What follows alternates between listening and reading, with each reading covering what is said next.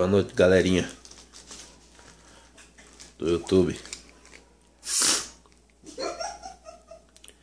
Vou estar aqui ensinando vocês a como calibrar a Samsung UNH-6400.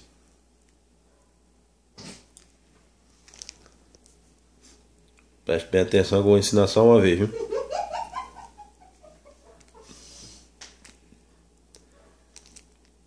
Primeiro clica aí, menu. Tá aí já a calibragem. Olha lá. Modo de imagem dinâmico. Luz de fundo 18. Contraste 95. Brilho 45. Nitidez 20. Cor 45. Matiz você deixa aí em 50%, nem pra lá nem pra cá. Opa. Vamos lá. Isso aí. Dinâmico.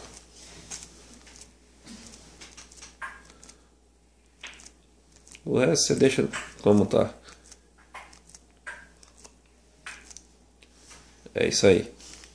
Vai ficar perfeita a sua imagem. Tchau, fui.